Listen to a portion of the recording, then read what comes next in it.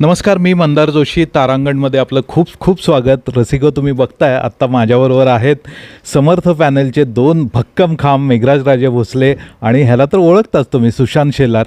तर तुमचं दोघांचं खूप स्वागत. येत्या 7 तारखेला महामंडळाची निवडणूक आहे आणि तुम्ही ज्या आत्मविश्वासाने सामोरे जात आहे त्याच्यावरून, तुमच्या हास्यावरूनही आम्हाला कळतं आहे की केवढे तुम्ही चार्जड अप आहात.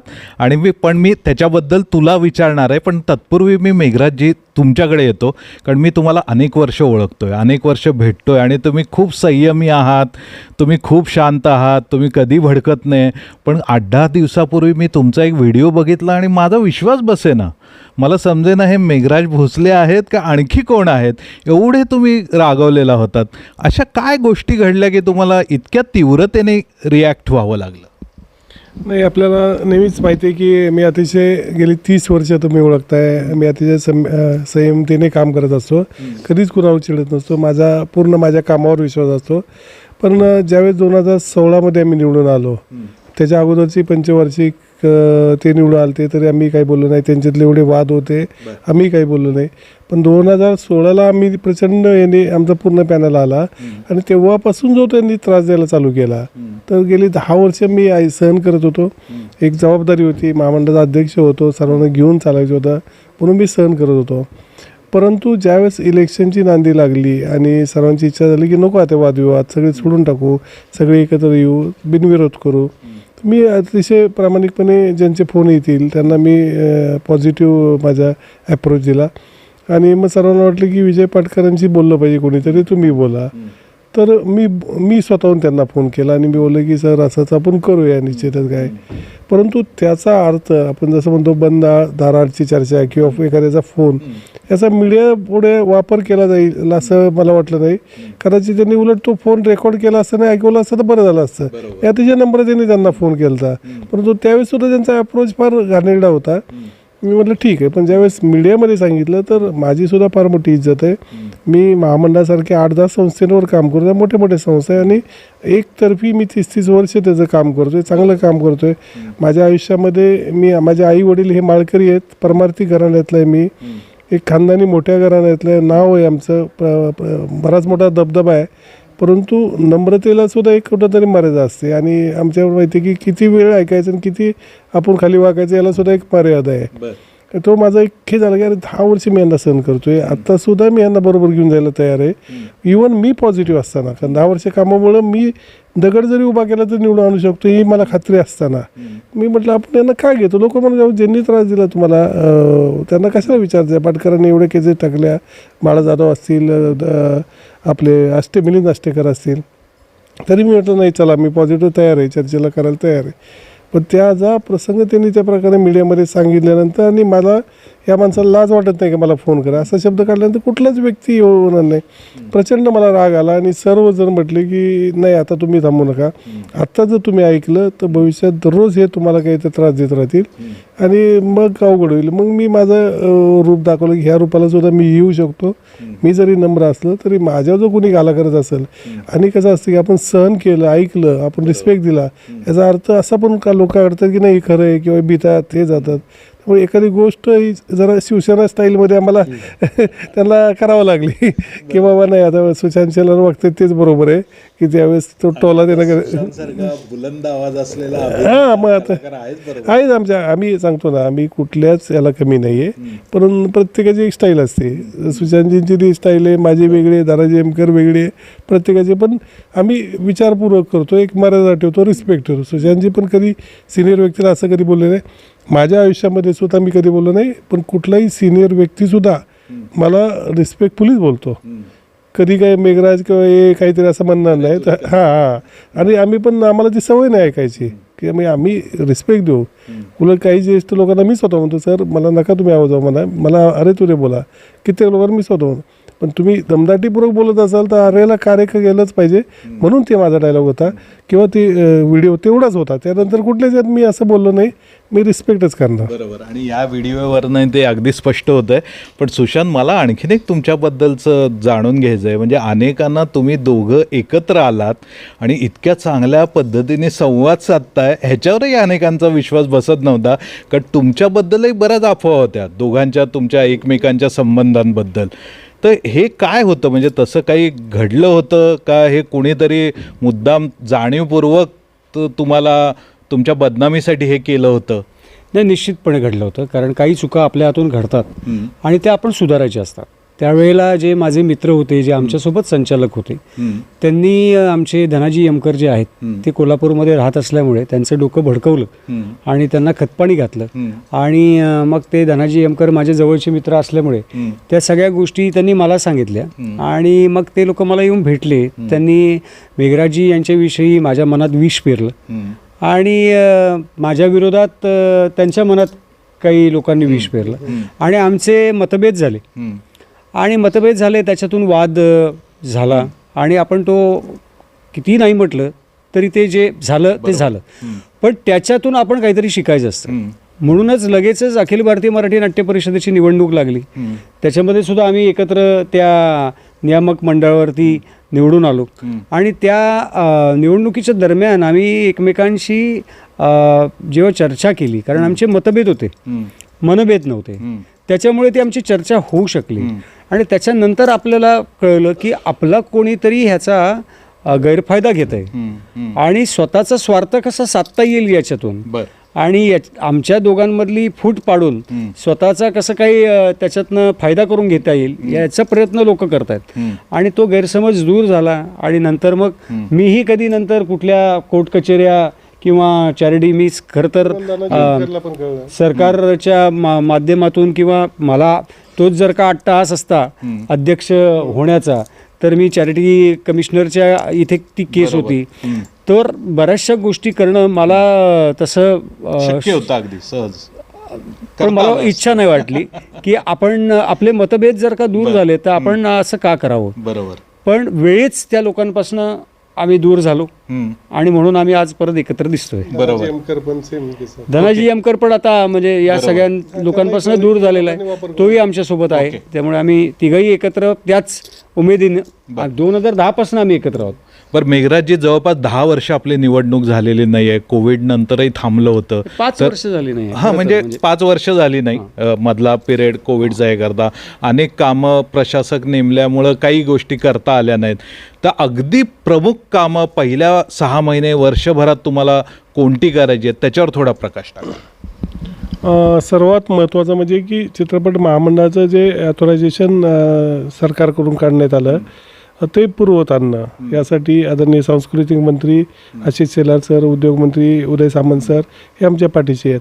आम्ही एकनाथ शिंदे साहेब, फडणवीस साहेबांशीही बोलणं झालेलं आहे. ते म्हटले की तुमची विजयानंतर तुमचे स्थिर संचालक मंडळ झालं तर महिन्याच्या आत आपण तुमची मान्यता परत जागेवर देऊ. हे अतिशय महत्त्वाचं आहे, कारण मराठी कलावंत महाराष्ट्रामध्ये एकसंघ राहिला पाहिजे, त्यांच्यावर कुठला अन्याय होता कामा नये. आणि यासाठी चित्रपट महामंडळ जे काम करते ते त्यांना आम्ही पुरावे निश्चित दिलं की 60 वर्षात काय काय झालं आणि कसं करतो, तर त्यांना ते मान्य आहे. त्यामुळे इतर संस्था मागणी करत असल्या तरी महामंडळालाच हे दिलं पाहिजे मान्यता, ते तयार आहेत. ही मान्यता आणणे सर्वात महत्त्वाचं. वितरणाचा प्रश्न आहे, मी सांगितलं थिएटरचा, तर त्याला ताबडतोब चर्चा चालू करून त्याच्यावर काहीतरी एक भक्कम नियोजन करणे. त्यापुढे आरोग्य, कलावंतांचं आरोग्य, कलाकारांसाठी घरकुल योजना, या पुढच्या 6 महिन्यामधल्या प्रामुख्याने आहेत की पुण्यात मुंबईमध्ये राहण्याची सोय, कलावंतांची निवास व्यवस्था, त्या गोष्टी. मराठी चित्रपट वितरणामध्ये आत्ता अजून काही तोपर्यंत आपले थिएटर स्वस्तपर्यंत काही सुलभता आणता येईल. त्या आता एकनाथ शिंदे साहेबांनी पहिल्या मिटिंग घेतलेल्या आहेत, तर त्यांच्या काही ऑर्डर्स घेऊन त्या पुढे करणे, जेणेकरून मराठी चित्रपट सस्टेन होऊ शकतो. आणि प्रामुख्याने मराठी प्रत्येक विभागाचे, आम्ही विजनच आहे, प्रत्येक विभागाचा येणारा आता आमचा संचालक की तो काहीतरी करेल. म्हणजे आता लेखक विभागात समजा राजकाजी पाहिले तर आता पितांबर काळे स्वतः 82 वर्षाचे आहेत, त्यांना थोडं फिरणं शक्य नाही, ते स्वतः दुसरीकडे पेइंग गेस्ट म्हणून राहतात, तर ते काय करू शकतात. तर आपण असे आता राजकाजी अतिशय इंटरनॅशनल सिनेमावर काम केलेलं व्यक्ती, भरपूर नॉलेज आहे, मग चांगल्या लेखकांना मार्गदर्शन, अशा लोकांच्या कार्यशाळा निर्माते घडवणे बऱ्याच ठिकाणी हे आहेत. त्याचबरोबर विविध लोकेशन डेव्हलप करणे, त्यातील स्थानिक कलावंतांना काम मिळणं प्रत्येक फिल्ममध्ये. ज्या इतर राज्यातले सिनेमा असेल किंवा हिंदी सिनेमाचं शूटिंग महाराष्ट्रात जास्तीत जास्त कसं होईल हा प्रयत्न करते. त्यामुळे ते लोकेशन डेव्हलप झाले तर त्या ठिकाणी स्थानिक कलावंतांना काय मिळेल. अशा या प्रामुख्याने काही गोष्टी आहेत की ज्या पुढील 6 महिन्यात आम्हाला चालू करायच्या आहेत. ओके. वितरणाबद्दल तुम्ही सांगितलं ते अगदी बरोबर आहे, पण मला सुशांत तुझ्याकडून आणखीन एक महत्त्वाच्या समस्येवर उत्तर हवं आहे की आत्ताच्या घडीला जे मराठी सिनेमांची मोठी समस्या म्हणजे एकाच तारखेला अनेक चित्रपट येत आहेत आणि त्यात म्हणजे गुंता असा आहे तिथं जे वैयक्तिक निर्माते असतात ते स्वतःचा इगो इशो करून घेतात की कुठल्या निर्मात्याने ती तारीख सोडायची आणि ते एकमेकांशी चर्चा करत नाहीत, बोलत नाहीत, त्यामुळे संवादच होत नाही आहे. त्यामुळे अनेकांची अशी अपेक्षा आहे की महामंडळांनी ती मध्यस्थितीची किंवा संवादाची भूमिका घ्यावी आणि जेणेकरून दोघांना काहीतरी समाधानकारक तोडगा निघावा. असा काही प्रयत्न तुमच्याकडून होणार आहे का भविष्यात? मग आमच्याकडनं आम्हाला तेच गोष्ट जी आहे हे प्रत्येकाच्या घरी जाऊन आपण नाही सांगू शकत. याच्यासाठी महामंडळाच्या वतीनं चित्रपट संमेलन भरवण्याचा आमचा विचार आहे. त्या चित्रपट संमेलनामध्ये विविध प्रकारच्या गोष्टी, विविध प्रकारचं वर्कशॉप, मग ते निर्मात्यांचं वर्कशॉप असेल, वितरकांचं वर्कशॉप असेल, कलाकारांसाठी असेल, जागतिक सिनेमाविषयीचे स्टॉल्स असतील, ते काय पद्धतीने वितरण करतात, कसं वितरण करतात आणि याच्याविषयी परिसंवाद घडतील, चर्चा घडेल आणि हे सगळे लोक जेव्हा एका प्लॅटफॉर्मखाली येतील त्यावेळेला ती घेवाणदेवाण होईल की आपलं कुठे चुकतंय. हे प्रत्येकाला घरी जाऊन आपण दाखवणं शक्य आहे का? नाही आहे. पण त्या एका अंडर वन रूफ आपण जर का सगळ्यांना एकत्र आणलं तर ते आपण सांगणं, आपल्याला खूप प्रबोधन करणं हे खूप सोपं जातं. त्यामुळे चित्रपट संमेलनाच्या माध्यमातून तो एक महत्त्वाचा मुद्दा आम्हाला मार्गी लावायचा आहे. त्याचबरोबर अजून एक महत्त्वाचा प्रश्न जे आत्ता तुम्ही मेघराजींना विचारलं की काय काय तुमचं हे आहे, तर सगळ्यात महत्त्वाची गोष्ट जे महामंडळाचं रवींद्र नाट्य मंदिरमधलं कार्यालय गेलंय ते परत मिळवायचं. आणि रवींद्र नाट्य मंदिरमध्ये जे सभासदांनी अगदी मी माझा पहिला 1994 साली माझं पहिलं कार्ड बालकलाकार म्हणून जे तयार झालं ते मी आमचे मोगरे काका तेव्हा इकडचे व्यवस्थापक होते आणि माझं वयवर्ष 14 होतं तेव्हाचं माझं कार्ड आहे. तर तेव्हापासून ती परंपरा लोकांनी अनुभवलेली आहे. त्यामुळे रवींद्र नाट्य मंदिरमध्ये चित्रपट महामंडळाचं कार्यालय नाही हे ॲक्सेप्ट होत नाही. त्यामुळे ते पहिल्या 6 महिन्यात ते पुन्हा मिळवायचं हा आमचा मानस आहे. ओके, बरं, तुम्ही आता ज्येष्ठ कलाकारांचा मुद्द्यावर बोललात, पण त्यात थोडंसं मला तपशिलात ह्याच्यासाठी जायचं आहे की कारण ज्येष्ठ कलाकार खूप आहेत आणि प्रत्येकाच्या वेगवेगळ्या समस्या आहेत. तर ज्येष्ठ कलाकारांचा असा काही तुम्ही डेटा गोळा केला आहे का की म्हणजे त्यांच्या घरी कोण त्यांना बघणारा आहे का किंवा त्यांना काही आजार आहेत का?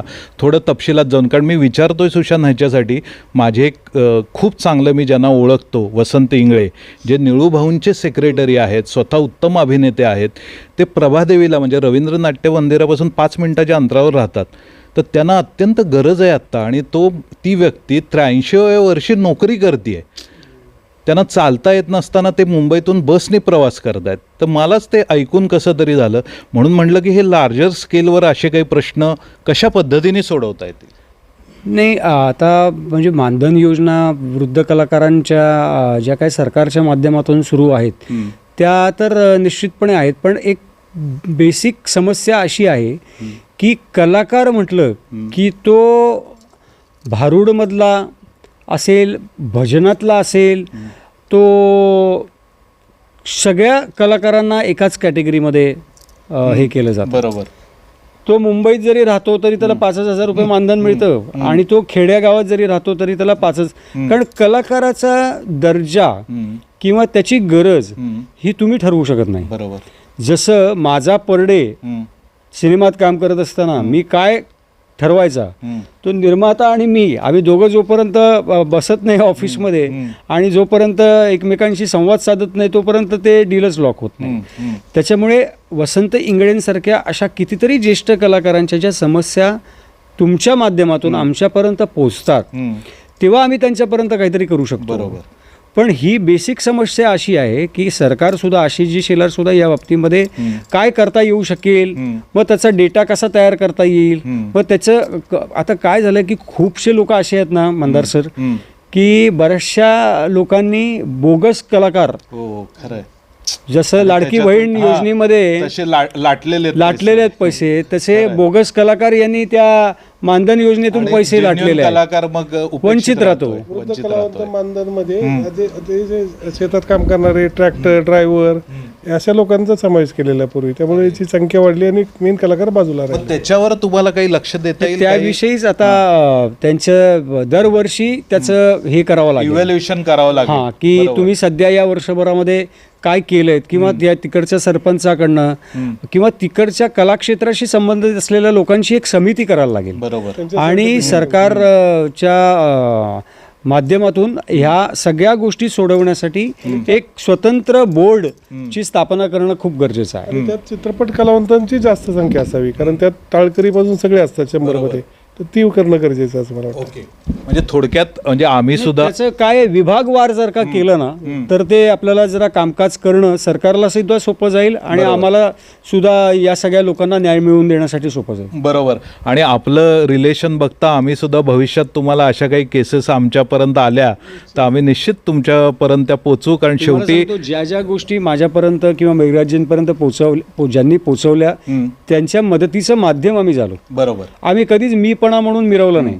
आज आदरणीय एकनाथजी शिंदे साहेब जेव्हा मुख्यमंत्री होते तेव्हा मी तुम्हाला सांगतो हक्काने लोक मला फोन करायची आणि मला त्याचा अभिमान वाटतो की 1 लाख रुपयापासून ते 5 लाख रुपयापर्यंतची वैद्यकीय मदत ही CM फंडातून आपण मिळवून दिलेली आहे. सो ह्या गोष्टी जेव्हा आमच्यापर्यंत पोहोचतील तेव्हाच आपण काहीतरी करू शकतो. बरोबर. प्रत्येकासाठी करणं शक्यही होत नाही. काही काही कलाकारांना राग पण येत असेल, पण जर का 10 पैकी आपल्याला 4 गोष्टी तरी जर का सोडवता येत असतील तर त्याच्यासारखं समाधान असू शकत नाही. बरोबर.